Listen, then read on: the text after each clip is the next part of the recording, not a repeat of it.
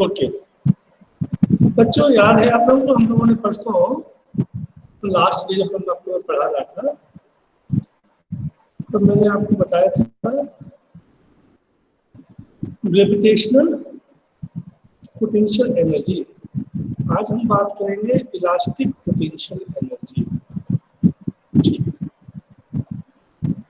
तो हेडिंग डालिए आज का elastic potential energy.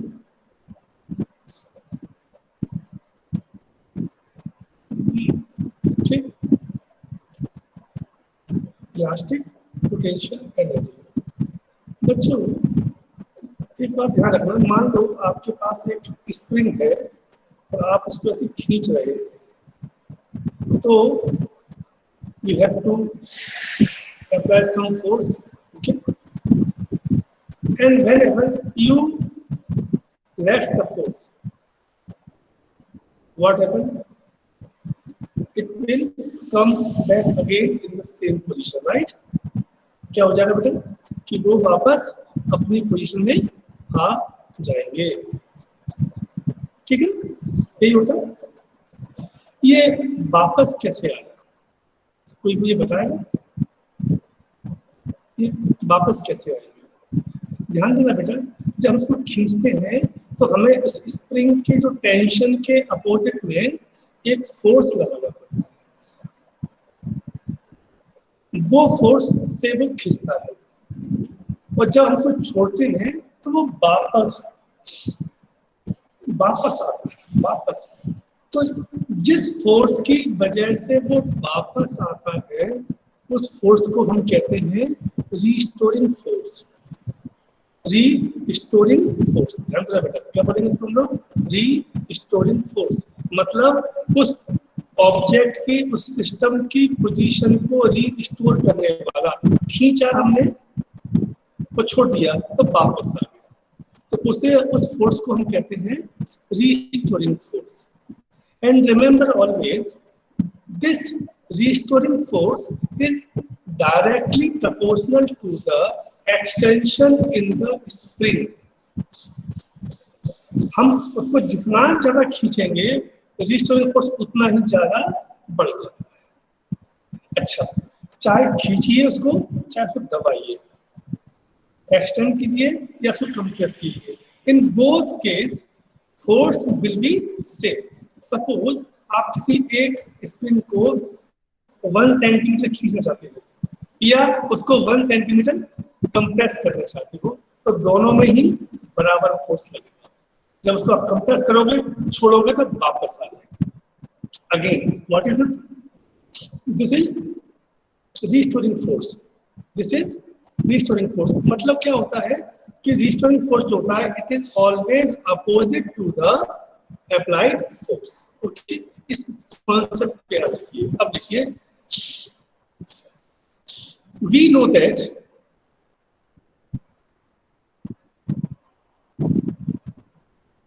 a spring is extended, a spring is extended,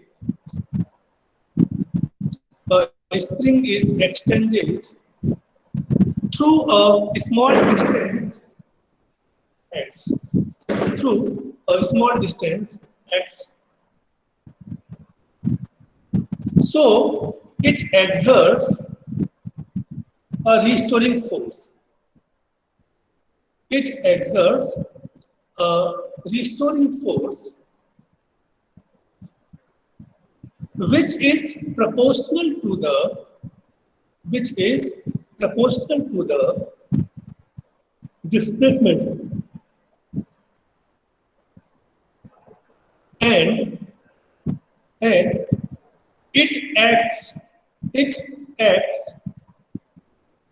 in a opposite direction of displacement.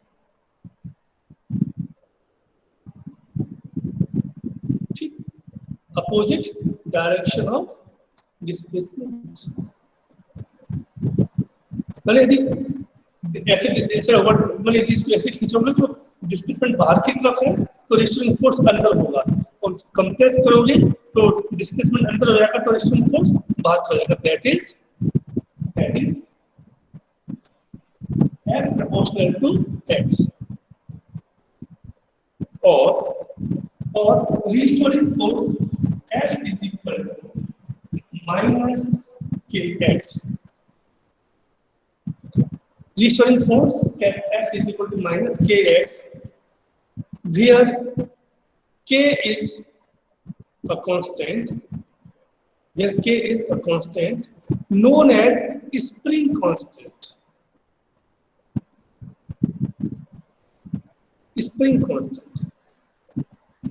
And it is also known as force constant.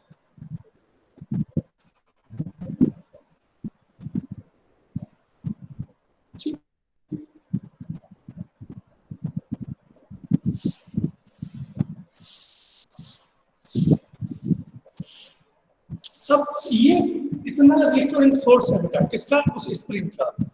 अब आप यदि उस spring को खींचना चाहते हो तो आपको इतना फोर्स लगाना पड़ेगा, इतना equal but in opposite direction.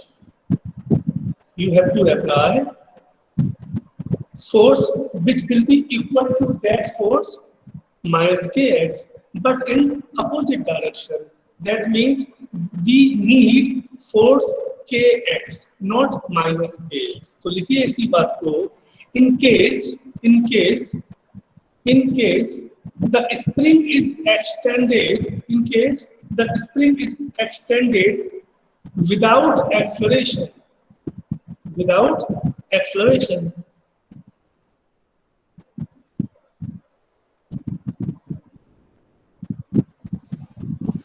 it is necessary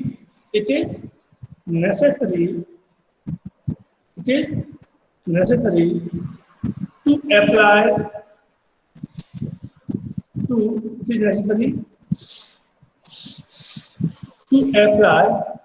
an equal and opposite force, that is F is equal to Kx.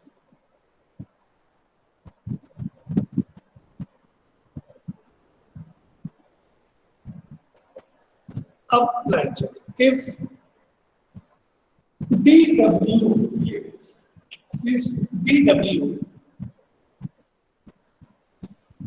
is the amount of work done, if dW is the amount of work done in increasing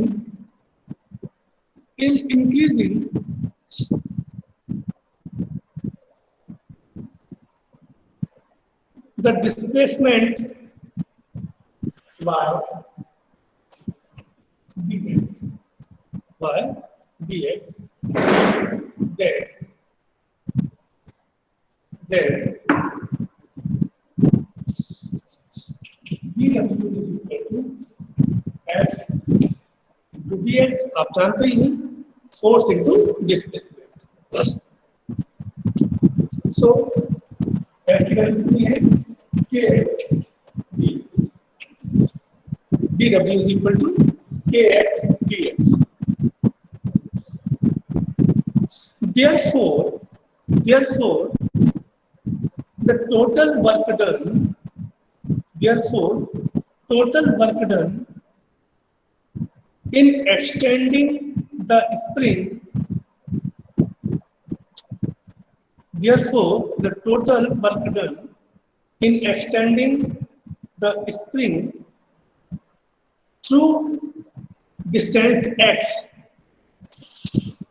sorry, ठीक है, through x is given by क्या हो जाएगा, w is equal to limit कहाँ से करोगे, 0 से x to x dx, right? अब क्या हो जाएगा, k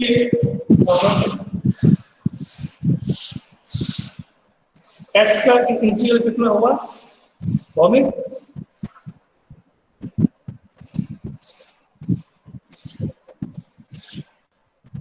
x का इंटीग्रल कितना होगा बेटा, भौमिक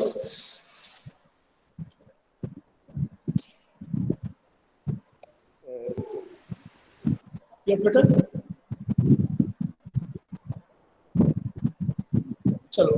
कुछ शर्म आ रहा है? मैं पूछता हूँ दिशा से। हाँ बेटा बताओ।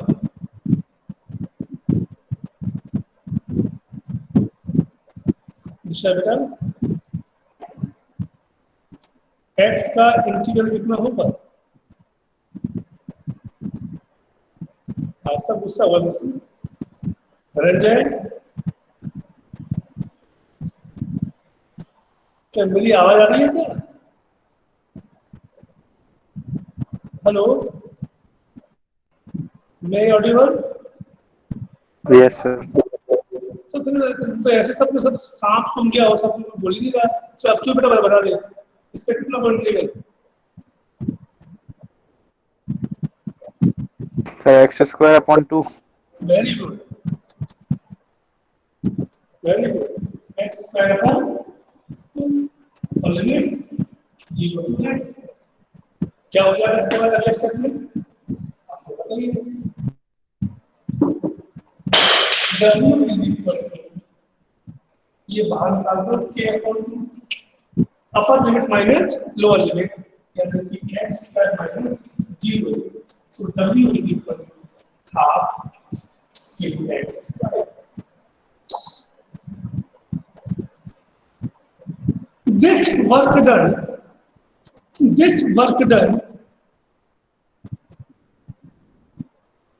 is stored in the spring.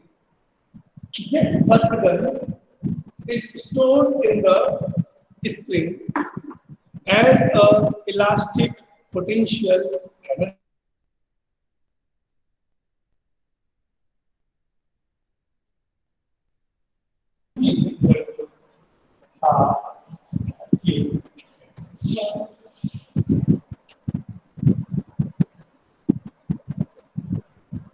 Half के एक्स स्क्वायर। याद बच्चों, आप यहाँ देख सकते सर एक बार रिपीट कर दीजिए। कहाँ से? Sir W is equal to k upon 2 x square minus 0 से। Okay, this work done is stored in the spring as a elastic potential energy. Elastic potential energy. Yeah.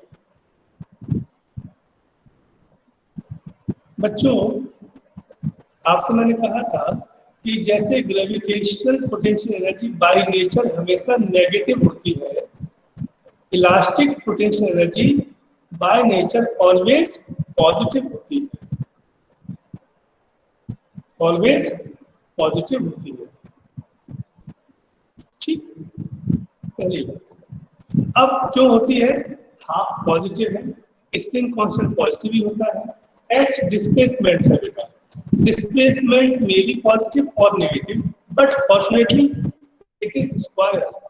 तो यदि वो पॉजिटिव है तो भी उसका स्क्वायर पॉजिटिव हो जाएगा, यदि वो नेगेटिव है तो भी उसका स्क्वायर पॉजिटिव हो जाएगा। That means elastic potential energy हमेशा कैसी होती है? कैसी होती है बेटा? वो होती है पॉजिटिव। नंबर 1। अब आप देखो कि spring constant it is depend on the nature of spring. Spring मोटी है, स्प्रिंग पतली है ना? स्प्रिंग स्टील की है, कॉपर की है, एल्यूमिनियम की है, गोल्ड की है, सिल्वर की है, प्लास्टिक की है, किसकी है नहीं पता, इस पर डिपेंड करेगा। और दूसरा एक्स पर, यानी कि आप किसी भी स्प्रिंग को जितना खींचोगे, एक्सटेंड करोगे या उसको कंप्रेस करोगे, उसके अंदर उतनी ही ज्यादा एनर्जी स्टोर हो जाएगी। ठीक है, ये भी शॉर्ट में मैंने बताया है। अभी एक चैप्टर आगे आने वाला है बेटा, उस चैप्टर में हम इसको और डिटेल में पढ़ने वाले हैं। ठीक है, तो ये थी आपकी दूसरी इलास्टिक पोटेंशियल एनर्जी। अब बची तीसरी इलेक्ट्रोस्टैटिक पोटेंशियल एनर्जी। उसके लिए बाय बाय, वो हम लोग पढ़ेंगे 12th में। हमारा जब हम लोग 12th शुरुआत करेंगे तो शुरुआत के ही एक फर्स्ट वीक में ही आ जाएगी, तब मैं इसको आपको बताऊंगा। अभी आपको समझ में नहीं आएगी, इसलिए उसके लिखाने की खास मतलब भी नहीं है। अब आज हम बात करेंगे दो तरह के फोर्सेस की। एक होता है कंजर्वेटिव फोर्स और एक होता है नॉन कंजर्वेटिव फोर्स। तो आपका हेडिंग होना चाहिए आज पहले कंजर्वेटिव फोर्स। हेडिंग रखिए कंजर्वेटिव फोर्स।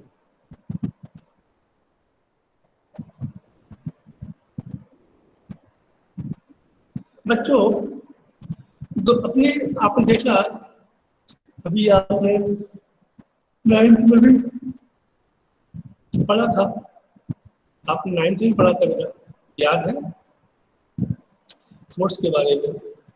फोर्स कई तरीके होते हैं।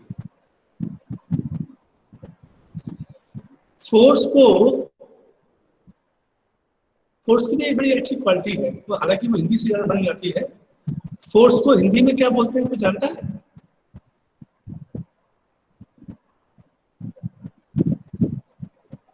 बल। बल। तो ये मैं अक्सर बच्चों से बोलता हूं, बल और बाल। बल और बाल, बाल क्या होते हैं? ठीक है, हेयर। ये होते एक ही हैं, मगर इनकी पोजीशन बदलने पर इनका नाम बदल जाता है। बाकी इनका नेचर वही रहेगा, इनकी यूनिट वही रहेगी। जैसे कि इन्हें क्या कहेंगे आप? बाल, सिंपल। ये क्या है?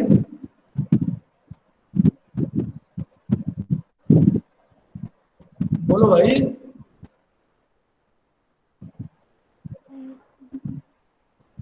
इनको क्या कहोगे? इन्हें भी हम लोग बाल कहते हैं।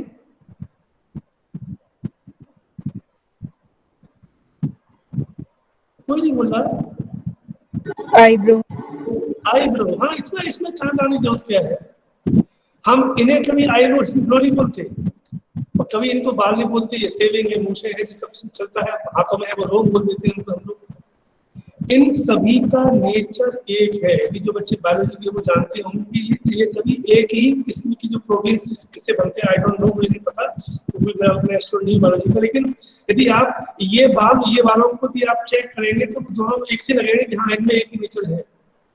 लेकिन पोजीशन बदलने से इनका नाम बदल जाता है। वैसे ही फोर्स होता है। अब फोर्स ही है, उसकी यूनिट फिक्स है, उसकी डेफिनेशन फिक्स है, सब कुछ फिक्स है। फोर्स क्या है?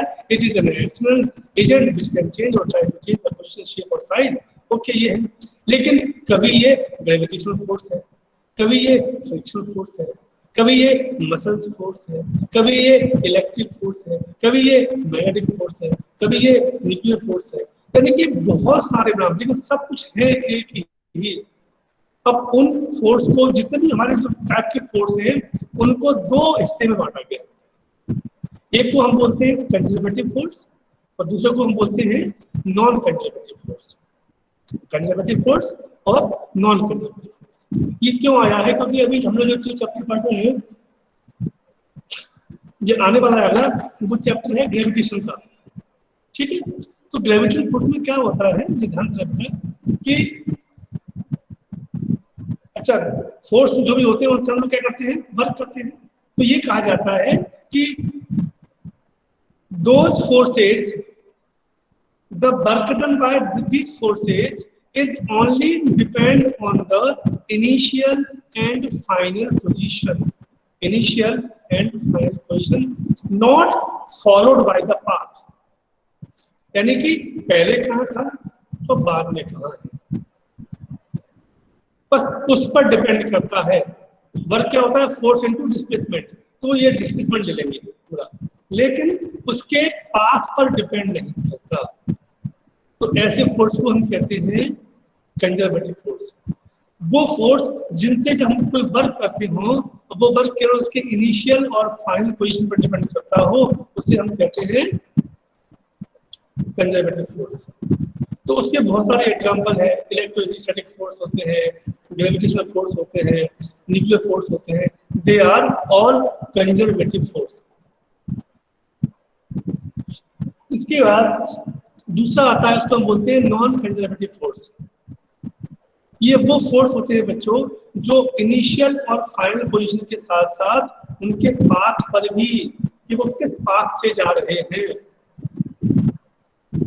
मतलब इसका सबसे बड़ा एग्जांपल है फ्रिक्शनल फोर्स। एक लड़के से मैंने कहा कि आपको ये एक गेहूं की बोरी है, उसको आपको 5 मीटर घसीटना है और बहुत अच्छा चिकना मार्बल है। और दूसरे से मैंने कहा कि बहुत ही गड्ढे फड्डे हो रहे हैं, बहुत ही रफ है, अब तुम्हें खींच लेना है। तो कौन जल्दी खींच लेके जाएगा?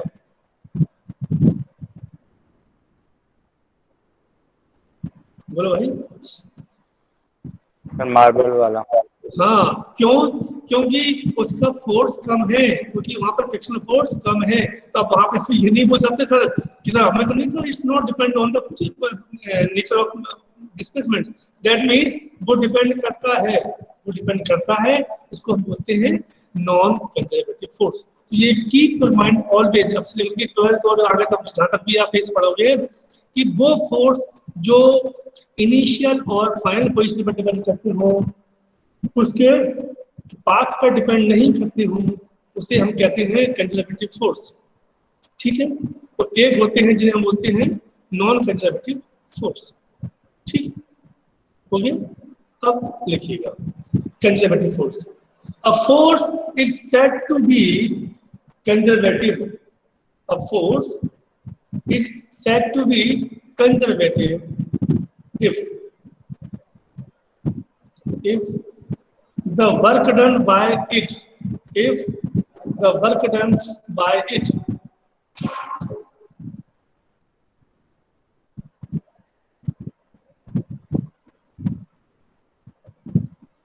on a particle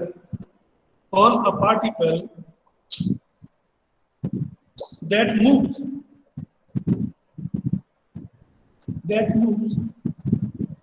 between 2 points between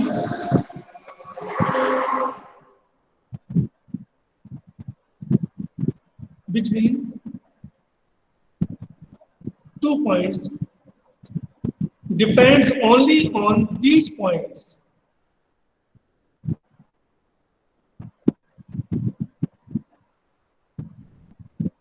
Only on these points and not on the path,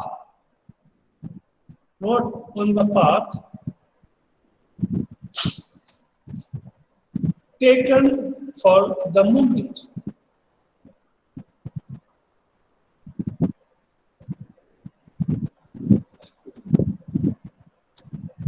For example, लिखो, याद रख लीजिए बेटा। For example, gravitational force, nuclear force, gravitational force, nuclear force,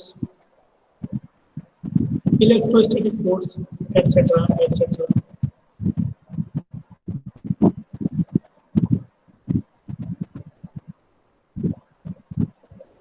ठीक, अब लिखिए नॉन कंजर्वेटिव फोर्स।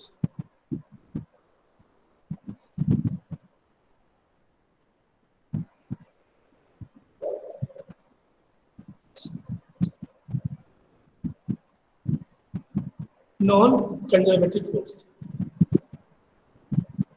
इसमें मैं आपको बता चुका हूं पहले, दोबारा नहीं बोलूंगा। ये केवल क्या होता है, उस पाथ पर डिपेंड करते हैं ना, ये उस पाथ पर डिपेंड करते हैं, केवल वो उस पाथ पर भी डिपेंड करते हैं इनिशियल और फाइनल पोजीशन के साथ साथ। देखिए, a force is said to be non-conservative. A force is said to be non-conservative if a force is said to be non-conservative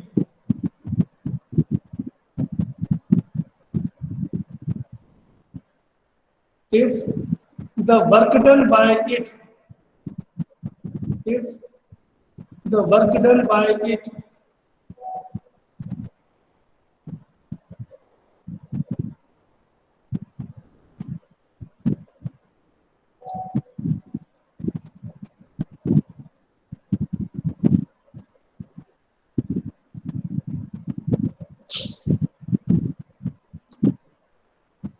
the force is said to be conservative, sorry, non-conservative, if the work done by it on a particle that moves between 2 points,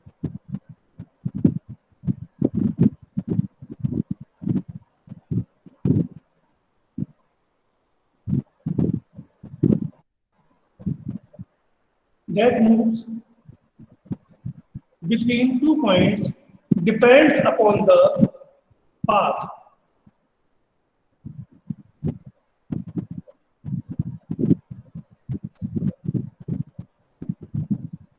The path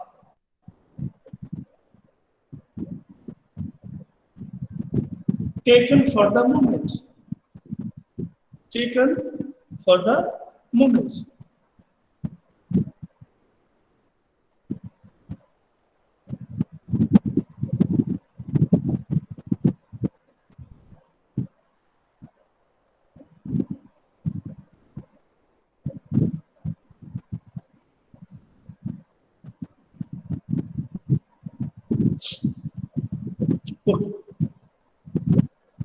अब for example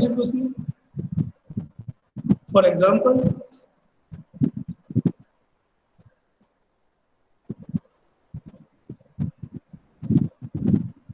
friction force, viscous force etcetera. Viscous force क्या होता है भैया, ये भी एक तरह का फ्रिक्शन फोर्स होता है। भी आपको आगे जो टॉपिक आएगा तब मैं आपको उस बारे में पढ़ाऊंगा।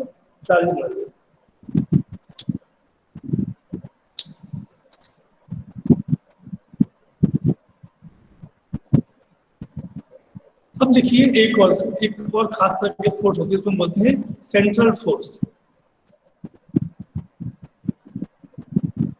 Central force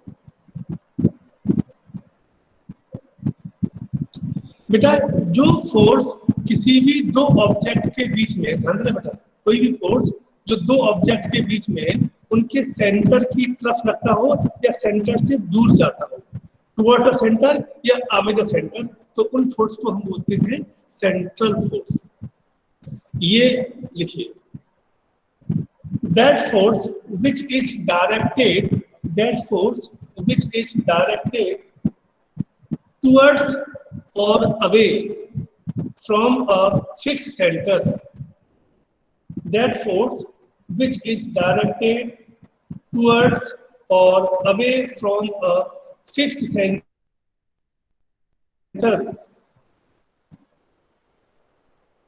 is called a central force. Is called a central force.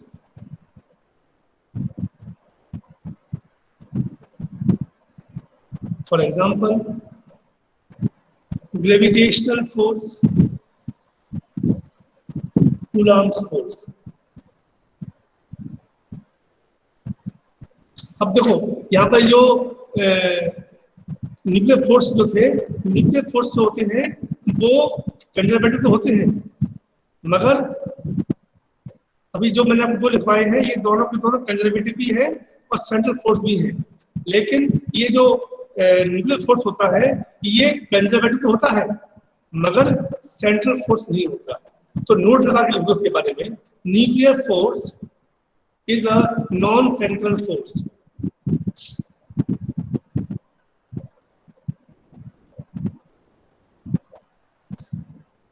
Repeat कर दो एक बार। हाँ, nuclear force is a non central force. आप ये देख सकते हो सर सेंट्रल फोर्स के एग्जांपल वापस बता दीजिए। एक ही है, सेंट्रल के दो है, एक ग्रेविटेशनल फोर्स और इलेक्ट्रोस्टैटिक फोर्स। ये दोनों के दोनों कंजर्वेटिव भी थे। कंजर्वेटिव के साथ में ये भी था, न्यूक्लियर फोर्स भी था, मगर अब यहाँ नहीं रहा। तो यानी कि जो न्यूक्लियर फोर्स होता है it is a conservative force but not central force. लेकिन जो ग्रेविटेशनल फोर्स है, इलेक्ट्रोस्टैटिक फोर्स है, इसको कूलम्ब्स फोर्स बोलते हैं। एक ही बात होती है वो, ये जो फोर्स है वो सेंट्रल फोर्स भी है और साथ साथ में कंजर्वेटिव फोर्स भी है। ओके, नाउ नेक्स्ट, ये तो एक नया क्वेश्चन है जिसको तुमको आज करना हो पाए, लेकिन उसको करने कल तक कोशिश करेंगे। लिखिएगा, law of conservation of mechanical energy.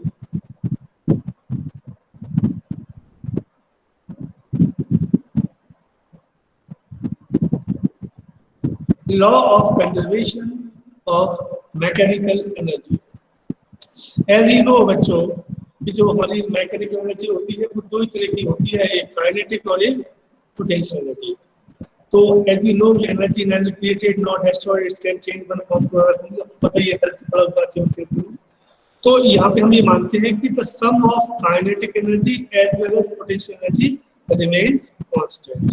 ये कभी नहीं बदलता। हाँ, ये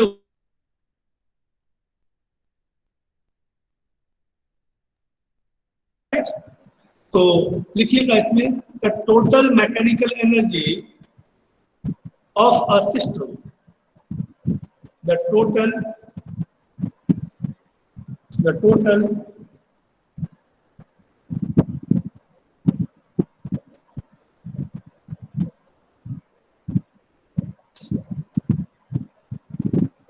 total mechanical energy of a system is defined as the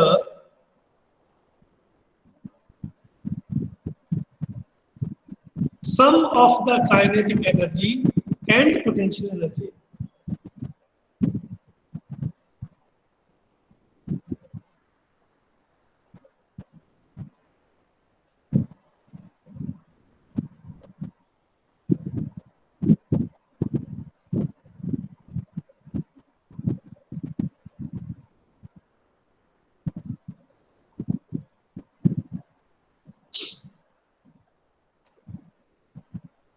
Kinetic energy and the potential energy of the system. That is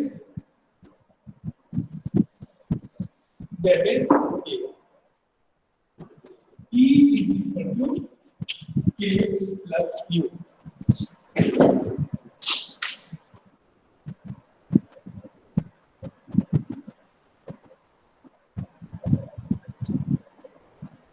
आगे लिखिए, in other words,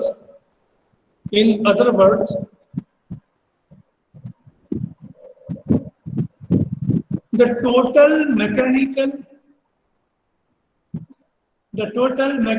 energy of a system, the total mechanical energy of a system remains constant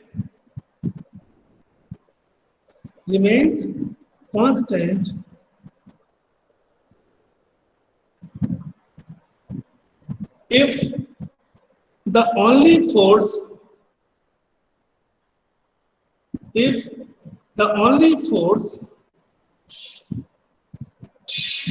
that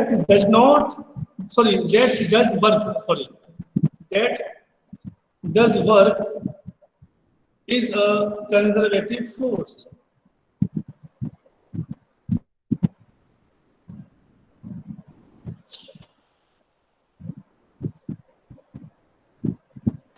Okay.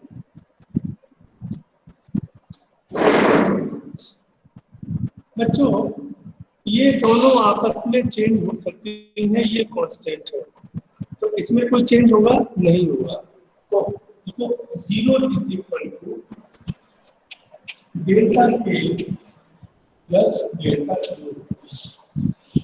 ये भी इसका एक तरीका है कि sum of change in kinetic energy and change in potential energy always remains 0.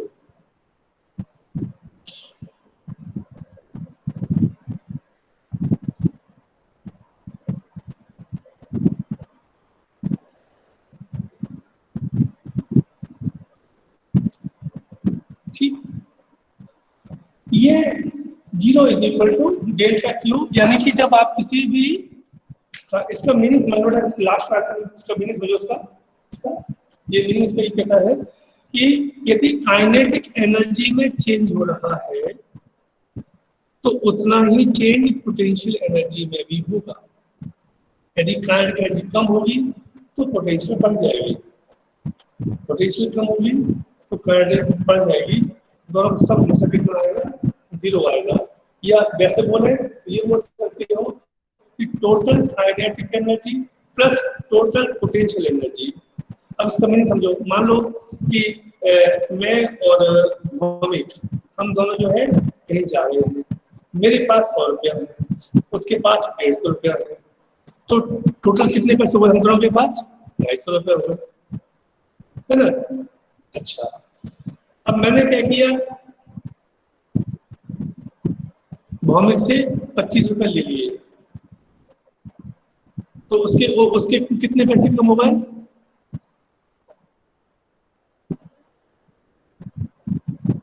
कितने कम होंगे, 25। मेरे कितने बढ़ गए, 25। अच्छा, तो तुम्हारे change your money and change in my money is equal to कितना हो जाएगा, 0। आपके 25 बढ़े हैं, कम हुए तो आपका -25 हो गया, मेरा +25 हो गया, तो प्लस 25 एंड -25 कितना हो गया, 0 हो जाएगा। यानी कि यहाँ पर कहने का मतलब ये है कि जो चेंज होगा वो चेंज हमेशा कांस्टेंट रहता है, सॉरी चेंज 0 रहता है और टोटल एनर्जी जो होती है वो कांस्टेंट रहती है। अब इसका एक काफी लंबा डेरिवेशन है कि आज तो पॉसिबल नहीं है, उससे मैं नेक्स्ट क्लास में करवाऊंगा, तो आई थिंक वही इसका लास्ट टॉपिक भी होगा ना। और ये वर्क एनर्जी पावर का टॉपिक है आपके लिए, तो यहाँ पर खत्म हो जाएगा, फिर हम लोग फिर इसके बाद नेक्स्ट टॉपिक की ओर बढ़ेंगे। I think it will be circular motion.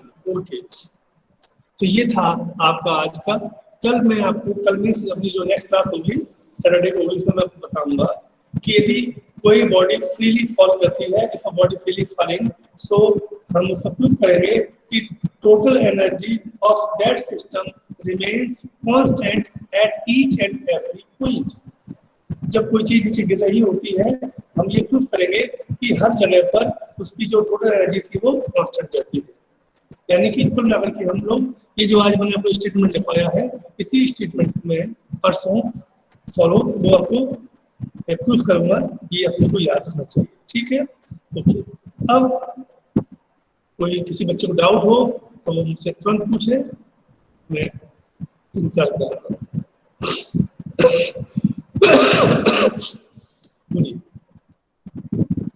जो आज पढ़ाया गया है उसमें कोई डाउट किसी बच्चे को हो तो वो तुरंत पूछ सकता है।